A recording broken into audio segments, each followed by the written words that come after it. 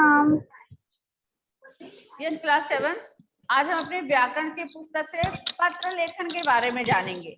बच्चों, पत्र लेखन ये हिंदी व्याकरण के अंदर बहुत ही इम्पोर्टेंट है। पत्र की जानकारी प्राप्त करके एक आदर्श पत्र लिखना आप सबको बहुत अच्छे से आना चाहिए। आइए पहले हम पत्र लेखन का इतिहास जान लेते हैं कि पत्र लेखन का इतिहास क्या है। पत्र लिखने की परंपरा अत्यंत प्राचीन है कि नहीं? सब बहुत पुराने समय से पत्र लिखा जाता है। यह परंपरा द्वापर युग यानी कि जब हमारे कृष्ण भगवान का समय था, द्वापर युग से चली आ रही, जो आज तक चली आ रही। आज चाहे कितना भी इंटरनेट का जमाना आ गया, हमारे विज्ञान ने तरक्की कर ली है, लेकिन फिर भी अभी भी पत्र भेजते हैं एक दूसरे को। लेकिन तभी भी पत्र लेखन की कमी नहीं हुई है और बहुत सारे ऐसे काम हैं जो पत्र के द्वारा ही होते आए हैं। सबसे पहले रुक्मिणी ने अपनी सहायता के लिए कृष्ण को प्रेम पत्र लिखा था। सबसे पहले किसने पत्र लिखा था?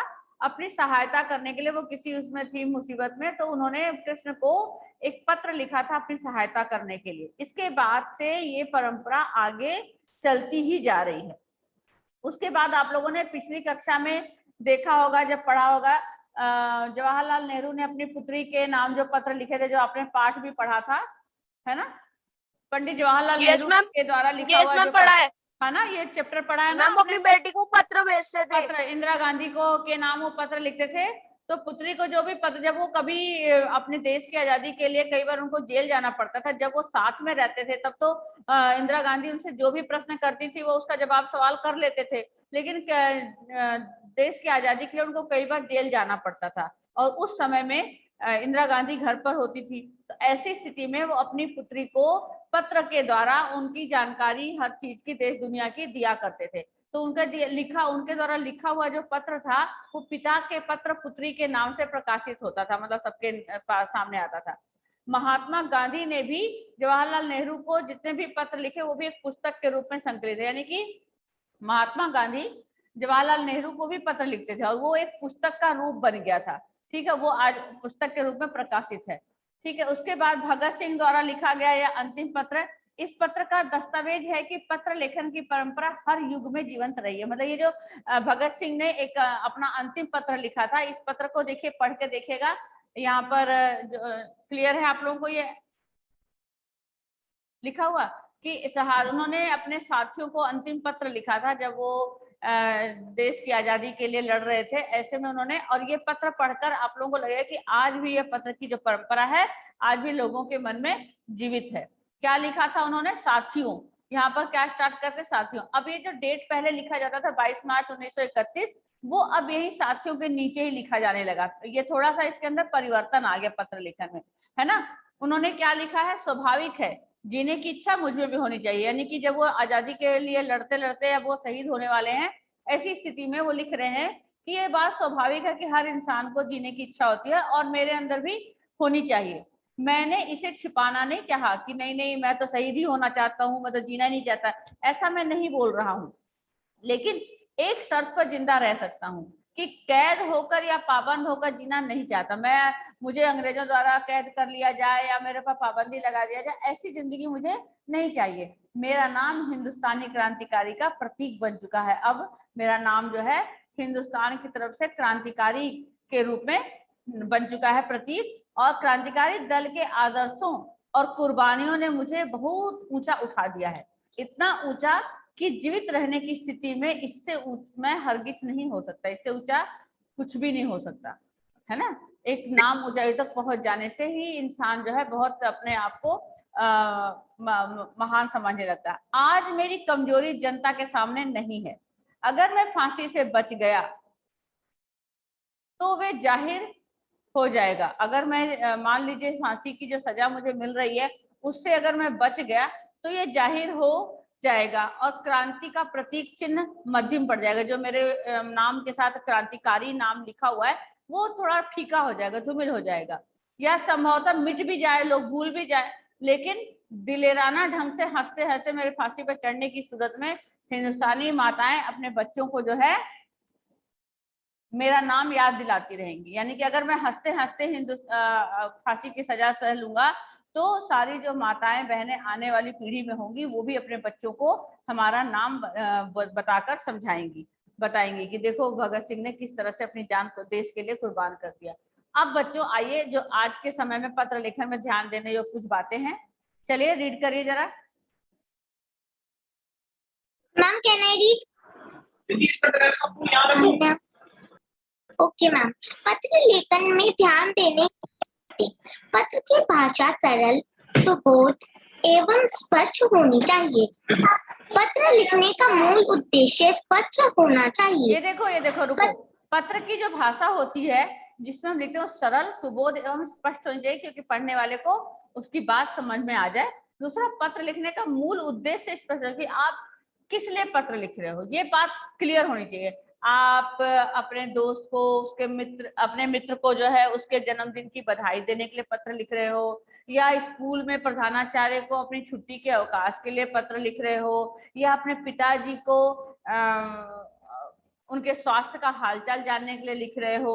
मतलब जो भी लिख रहे हो वो टॉपिक जो है ना वो बिल्कुल स्पष्ट होना चाहिए कि आप क्या लिख रहे हो। अपने भाई को व्यायाम का महत्व बता रहे हो, छोटे भाई को, है ना, या उसकी परीक्षा की तैयारी किस प्रकार करे ये बात बताने के लिए आप उसको पत्र लिख रहे हो। तो ये जो टॉपिक है वो बिल्कुल क्लियर होना चाहिए आपके पत्र में। पत्र के प्रेषक का नाम, प्रेषक यानी भेजने वाला, है ना, प्रेषक का नाम और पता यानी एड्रेस, तथा पाने वाले का नाम, अब जिसको भेज रहे हो उसका नाम और पता भी बिल्कुल स्पष्ट लिखा होना चाहिए। अगर आपने अपना नाम और अपना पता नहीं लिखा सही से, तो जिसके पास वो पत्र पहुंच जाएगा, जिस एड्रेस पर, वो सोचेगा ये किसने लिखा, कहाँ से आया, कौन है, ऐसे सोचेगा। इसलिए आपको अपना नाम और एड्रेस भी सही लिखना है, जिससे कि जिसके पास पहुंचा है पत्र वो आपको जवाब दे सके उसका एड्रेस पर, और जिसको आप भेज रहे हो उसका भी नाम और उसका एड्रेस बिल्कुल स्पष्ट साफ सुथरा लिखा होना चाहिए। नहीं तो फिर आपका पत्र पोस्ट बॉक्स में ही रुलता रहेगा, यहाँ से वहां किसी के पास पहुंच ही नहीं पाएगा, क्योंकि उसका एड्रेस सही नहीं होगा।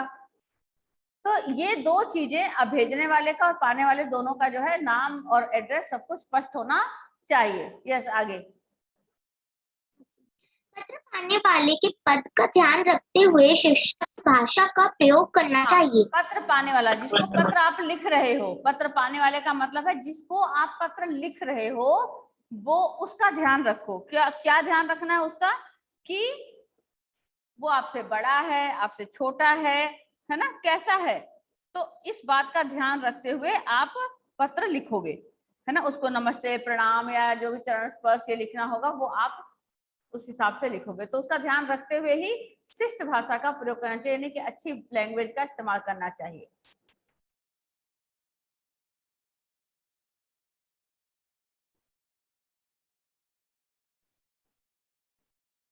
नेक्स्ट बच्चा, नेक्स्ट वन शर्मा, आगे पढ़िए। Yes ma'am. पत्र के प्रकार, पत्र औपचारिक, पत्र संक्षिप्त और सटीक होना चाहिए। Okay ma'am, okay ma'am, okay. पत्र संक्षिप्त और सटीक होना चाहिए। लेख सुंदर और स्पष्ट होना चाहिए। पत्र लिखने के बाद उसे एक बार अवश्य पढ़ लेना चाहिए। हाँ, देखो जैसे पत्र जो है ना, ये नहीं कि खूब बड़ा सा 10 पन्ने का पत्र लिख रहे हो, फिर पढ़ने वाला भी बोर हो जाता है। पत्र संक्षिप्त होना चाहिए और बिल्कुल सटीक होना चाहिए। जो आप कहना चाह रहे हो आपकी पूरी बात उसके अंदर आ जानी चाहिए। लेख मैम वो बहुत छोटा होना चाहिए ताकि वो जल्दी से पढ़ ले कोई, और पढ़ ले, और वो मीनिंगफुल भी होना चाहिए कि उसको समझ में भी आ जाए कि आप कहना क्या चाह रहे हो। लेख जो है, लेख यानी लिखावट आपकी सुंदर होनी चाहिए। जैसे आप अपनी कॉपियों में लिखते हो ना, काट दिया, फ्लूट लगा दिया, कटिंग रबिंग, ऐसा वाला पत्र नहीं लिखना चाहिए। पत्र लेख जो है सुंदर और स्पष्ट होना चाहिए। पत्र लिखने के बाद एक बार उसे अवश्य पढ़ लेना चाहिए। जब आप पत्र पूरा लिख लो तो एक बार उसको खुद से पढ़ना चाहिए कि मैंने क्या लिखा, क्योंकि कई बार हम क्या करते हैं, पत्र लिख देते हैं, जल्दी में लिख रहे होते हैं, कोई ना कोई वर्ड कहीं मिस हो जाता है या कुछ गलत लिख जाता है, तो उसको आप करेक्ट कर सकते हो, वरना वो गलतियों के साथ ही आपका पत्र दूसरे के पास पहुंच जाएगा। इसलिए आपको खुद से दोबारा से पढ़ लेना चाहिए। यस, आगे चलिए, आगे कंटिन्यू करिए। पत्र के प्रकार। Okay ma'am. पत्र के प्रकार, पत्र औपचारिक पत्र, अनौपचारिक पत्र। औपचारिक पत्र कार्यालय अधिकारी आदि को, अनौपचारिक पत्र रिश्तेदारों, मित्रों आदि को। अब देखो बच्चों, आपके जो पत्र के जो प्रकार हैं वो दो तरह के होते हैं, एक औपचारिक, दूसरा अनौपचारिक। अब आपको अपने माइंड को एकदम सेट कर लेना है कि औपचारिक पत्र हम किसे कहते हैं और अनौपचारिक पत्र हम किसे कहते हैं। औपचारिक यानी औपचारिकता जहां निभाई जाती है, कहाँ कहाँ निभाई जाती है? ऑफिस में, कार्यालय में, किसी अधिकारी को, अपने स्कूल में, प्रधानाचार्य को छुट्टी के लिए, जो भी आप ऐसे करके पत्र लिखते हैं उसको हम औपचारिक पत्र कहते हैं। वहां पर हमें औपचारिकता निभानी पड़ती है। एक है अनौपचारिक, जहां पर हमें औपचारिकता नहीं निभानी पड़ती। वो कहाँ हम लिखते हैं? अपने मित्र को, अपने रिश्तेदार को, अपने बड़े भाई को, अपनी छोटी बहन को, अपने जानने पहचानने वाले को, इनको हम पत्र लिखते हैं, उसको हम अनौपचारिक पत्र कहते हैं। जो ऑफिस में, कार्यालय में, अधिकारी को, स्कूल में जो पत्र, स्कूल के तो प्रधानाचार्य को वो प्रार्थना पत्र होता है ना, लेकिन कुछ कुछ कहीं कहीं हम पत्र भी लिखते हैं, तो उसको हम औपचारिक पत्र ही कहेंगे। अब देखिए औपचारिक पत्र के अंदर क्या क्या आता है। चलिए तन्वी आप पढ़िए आगे। तन्वी। मैम, औपचारिक पत्र उन लोगों को लिखा जाता है जिनसे हमारा व्यक्तिगत परिचय नहीं होता है। इसमें व्यक्ति का नहीं बल्कि उसके पद का महत्व होता है। इसके अंतर्गत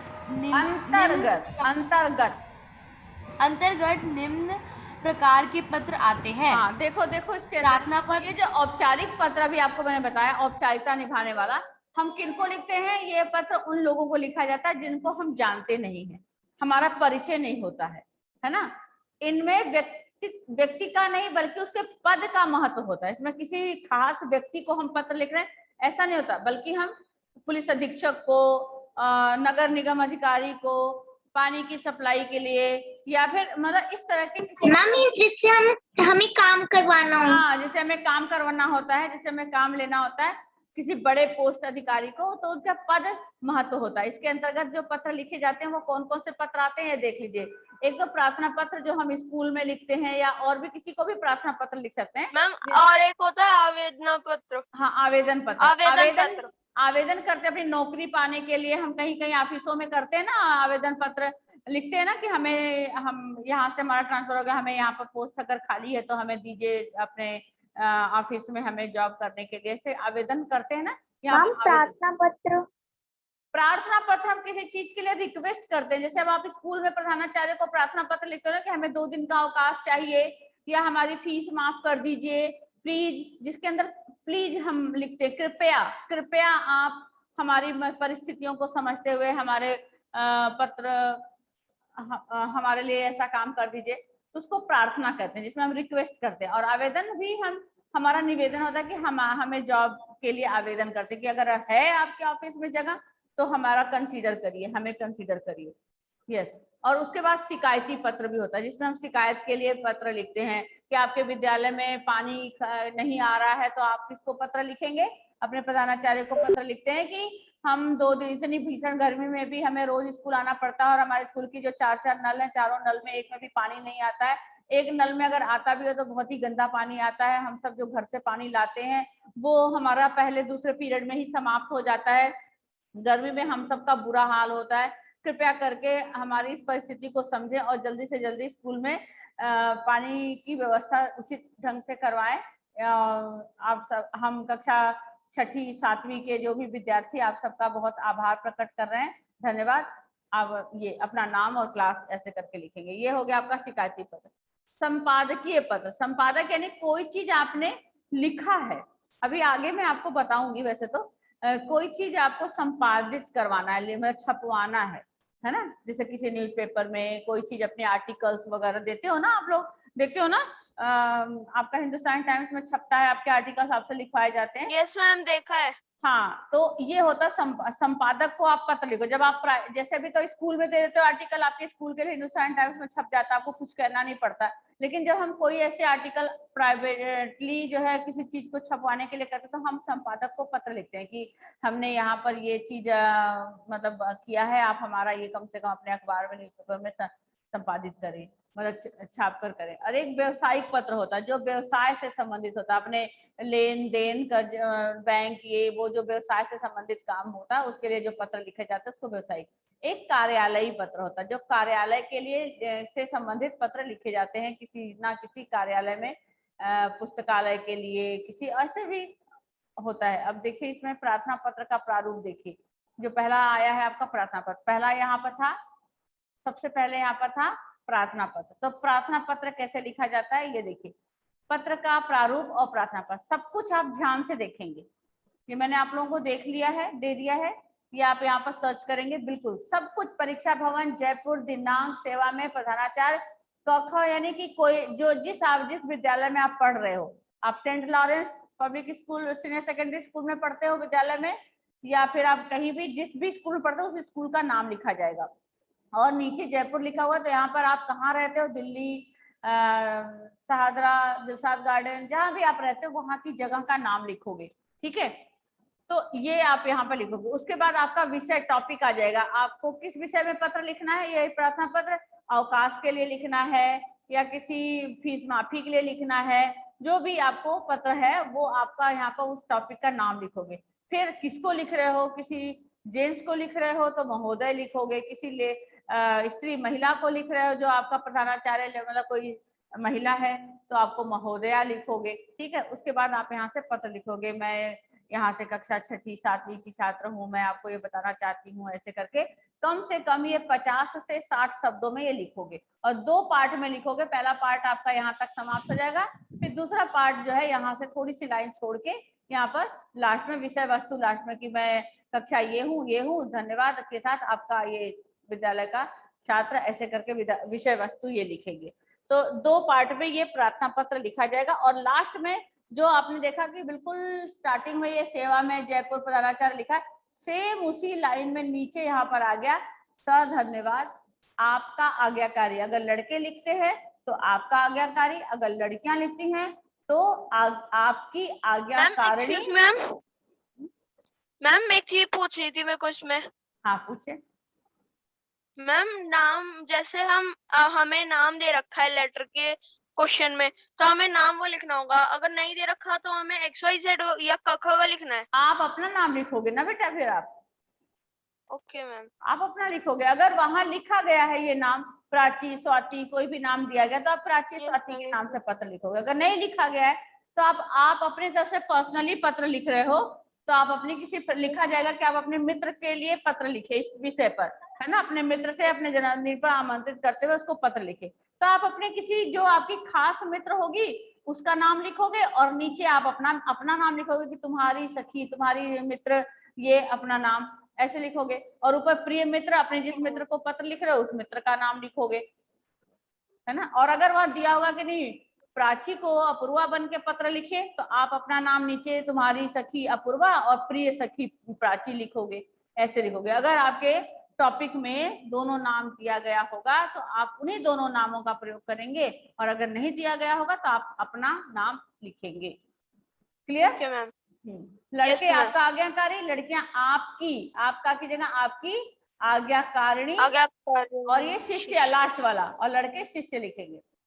उसके बाद नाम अपना लिखेंगे, अपनी कक्षा लिखेंगे 7वीं और अनुक्रमांक लिखेंगे। अनुक्रमांक मतलब रोल नंबर, ठीक है। तो ये तो था आपका, ये क्या था आपका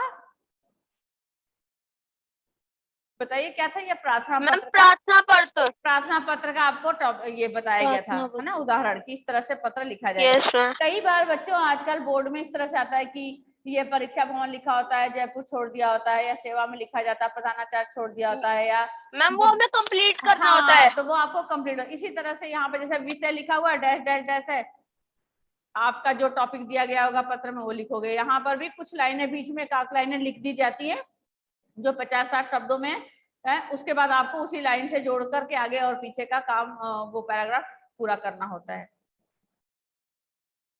उसके बाद अब आपका आता है नेक्स्ट शिकायती पत्र। देखो बेटा शिकायती पत्र क्या है, किसी संबंधी को ही शिकायती पत्र लिखते हैं ना।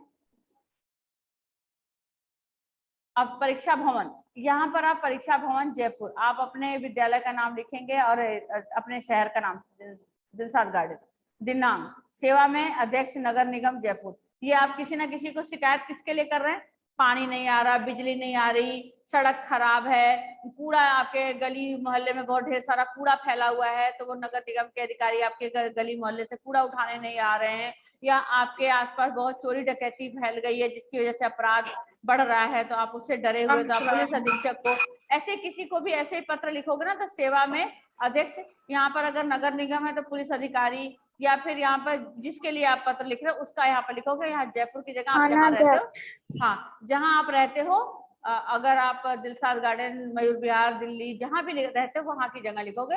फिर आपका ये विषय में आप क्या लिखोगे, जो शिकायत जिसके लिए लिख रहे हो, किसका है, पानी के लिए शिकायती पत्र, या फिर बिजली के लिए ना आने पर बिजली के अधिकारी को पत्र, या फिर आप अपने अपराध बढ़ने के लिए जो है पुलिस अधीक्षक को पत्र, ऐसे करके यहाँ पर टॉपिक लिखोगे। फिर यही सेम चीज होगा, महोदय महोदया, अगर कोई पुरुष है तो महोदय, स्त्री है तो महोदया। फिर ये अपना टॉपिक लिखोगे, मैं दिलशाद गार्डन का वासी आपको ये सूचित करना चाहता हूँ कि हमारे पिछले कई दिनों से हमारे क्षेत्र में बहुत ज्यादा अपराध बढ़ गया है।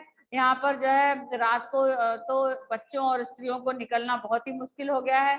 शाम के समय ही जब बच्चे खेलने जाते हैं उनको जो है लोग उठा लेते हैं।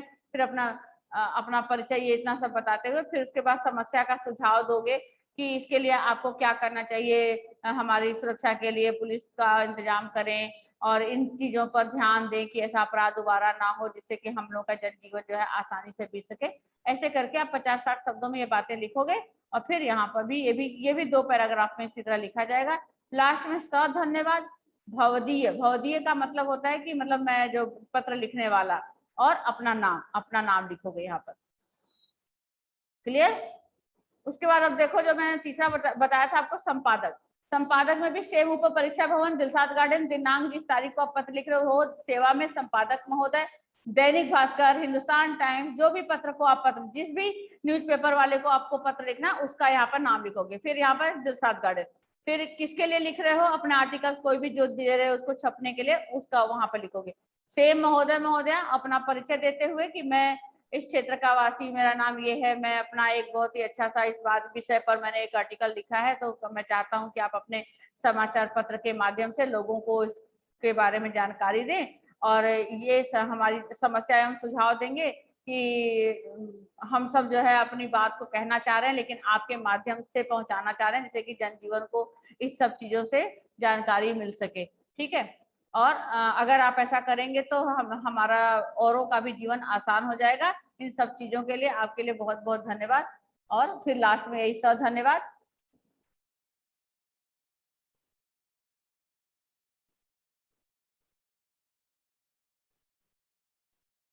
एक्सक्यूज मी मैम हिंदी के आर्ट इंटरगेशन का प्रोजेक्ट क्या है? जो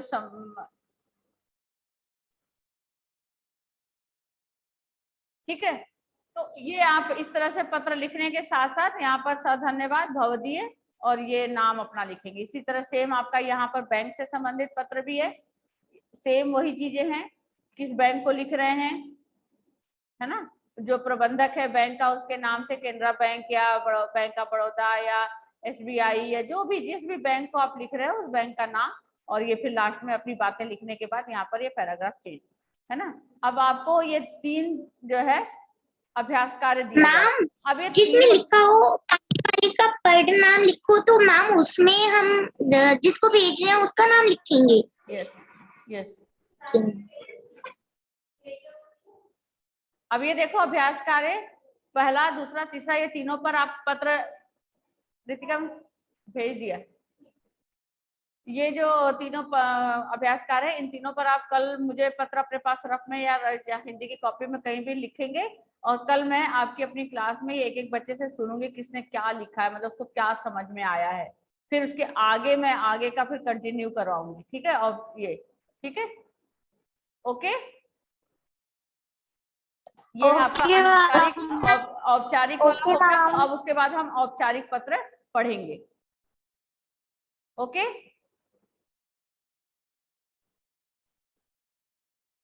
ओके बेटा।